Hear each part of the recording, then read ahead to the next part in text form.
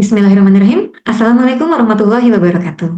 Selamat datang di diskusi virtual kelompok 3 Latsar CPNS Jawa Barat Angkatan 16. Kali ini kita akan membahas penerapan Smart City di Kota Bandung dengan fokus pada isu Smart Governance serta kaitannya dengan manajemen ASN dan peran Smart ASN dalam mendukung pelayanan publik yang efektif dan berorientasi pada masyarakat.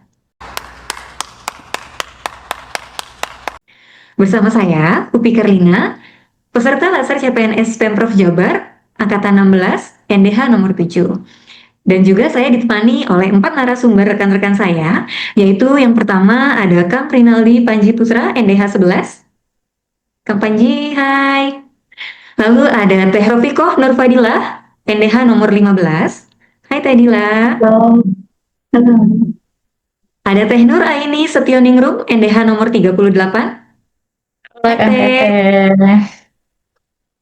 Lalu kami juga ada dengan Kang Sigit Maulana, NDH nomor 27. Hai Kang Sigit. Baik, mari kita mulai saja diskusinya ya.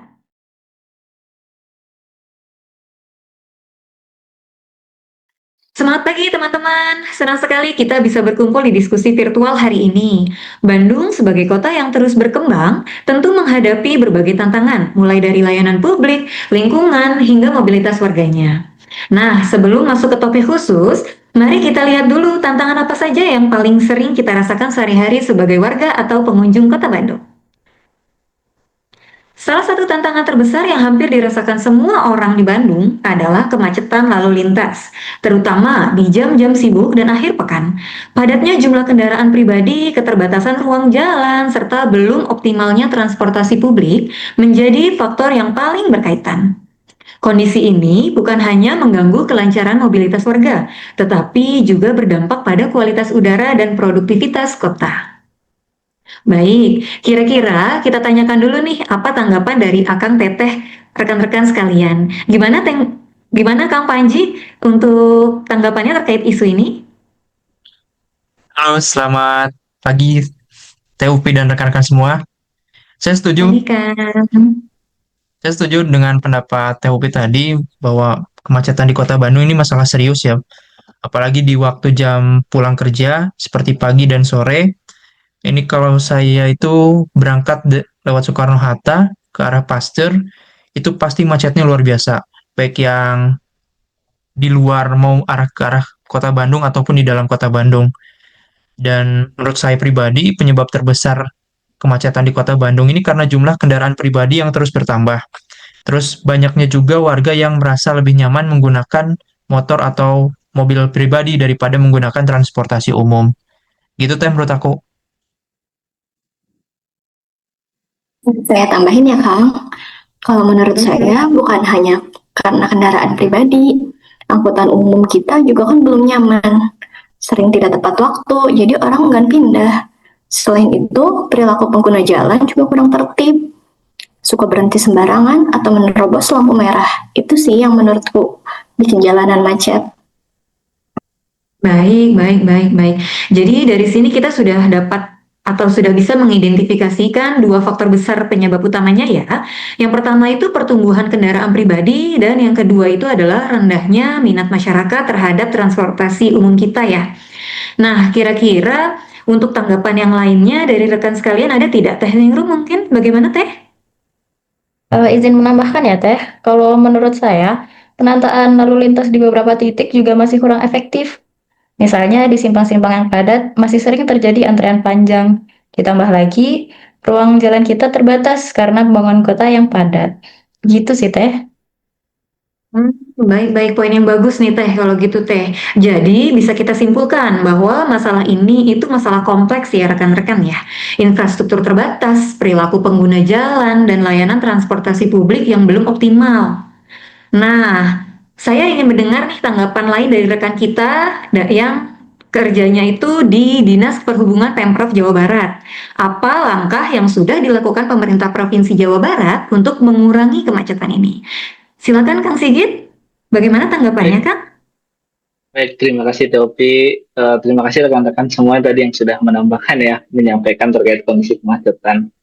Memang benar ya, menambah ruas jalan itu memang tidak cukup untuk bisa menyelesaikan kemacetan. Karena menambah ruas jalan, memperlebar ruas jalan itu jalanan sendiri udah sempit, jadi tidak memungkinkan lah.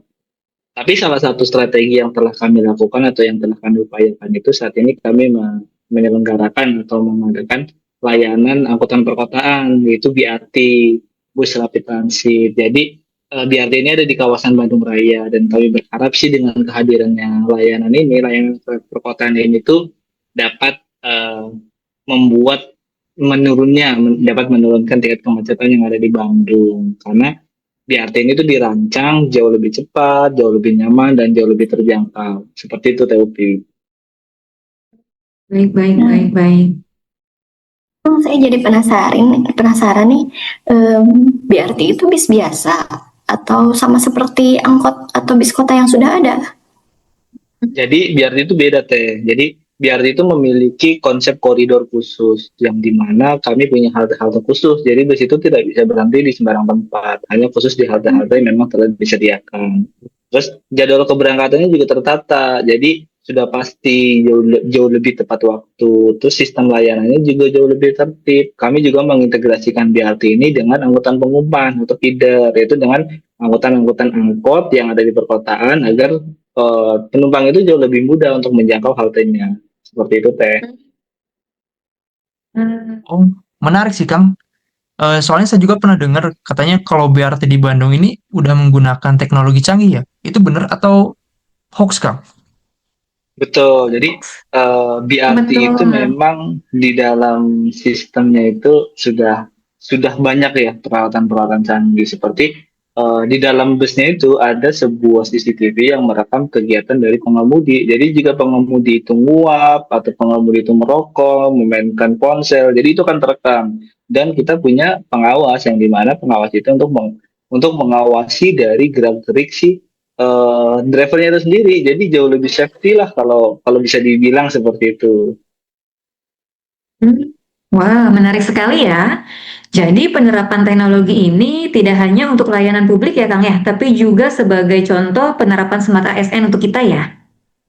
Tepat sekali, Teh. Jadi ASN di lingkup Dinas Perhubungan terus sekarang itu dituntut untuk adaptif dengan teknologi. Kami harus mampu membaca data yang dikumpulkan dari sistem yang ada di dalam BRT itu sendiri, lalu menggunakannya untuk mengambil keputusan seperti menyesuaikan jadwal saat terjadi lonjakan penumpang. Kami mengatur tuh pergerakan kendaraannya. Jadi merespon keluhan masyarakat juga kami menampung. Jadi keluhan-keluhan yang ada di pengaduan dari layanan yang ada di masyarakat penumpang itu kami atur juga, kami tanggapi itu semua. Terus bahkan merancang kebijakan berbasis data. Inilah wujud nyata sebenarnya dari prinsip Smart ASN, yaitu ASN yang tidak hanya bekerja rutin, tetapi juga memanfaatkan teknologi untuk meningkatkan pelayanan publik.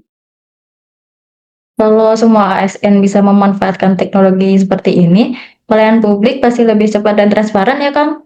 Selain itu, masyarakat juga jadi lebih percaya pada pelayanan transportasi umum. Setuju Teh, kalau masyarakat merasa BRT lebih nyaman dan aman, mereka akan meninggalkan kendaraan pribadi dan kemacetan bisa berkurang secara bertahap. Baik, jadi bisa kita lihat ya bahwa masalah kemacetan di Bandung tidak bisa hanya diatasi dengan memperlebar jalan. Kita perlu transportasi publik yang andal seperti BRT dan kita juga perlu ASN yang siap bekerja dengan data dan teknologi. Ini contoh yang baik bagaimana kebijakan publik dan kompetensi ASN bisa berjalan bersama untuk menghadapi masalah. Betul sekali, Teh. Jadi kami di Disub juga terus mengedukasi masyarakat dan berkolaborasi juga dengan pihak swasta ataupun pihak instansi lain terkait. Dengan pihak pemerintah kota pun juga kami selalu berkoordinasi untuk kita memperluas jaringan BRT ini agar manfaatnya itu makin diluas dirasakan oleh masyarakat. Dengan pengawasan IT yang sudah diterapkan, kami sih optimis deh ya untuk BRT ini bisa menjadi layanan angkutan massal yang berkelanjutan dan dapat diandalkan. Baik, amin, amin. Semoga kedepannya akan lebih baik lagi ya, Kang ya rekan-rekan ya. Baik, terima kasih semuanya atas diskusinya. Semoga apa yang kita bahas hari ini bisa menjadi inspirasi bahwa kemacetan bukanlah masalah yang tidak bisa dipecahkan. Teknologi transportasi publik yang baik dan ASN yang cerdas adalah kunci untuk membuat Bandung yang lebih lancar dan juga lebih nyaman. Kami dari kelompok 3 mengucapkan mohon maaf jika ada salah dan terima kasih untuk kesempatan kali ini. Sampai jumpa di kesempatan selanjutnya. Dadah. Bye-bye.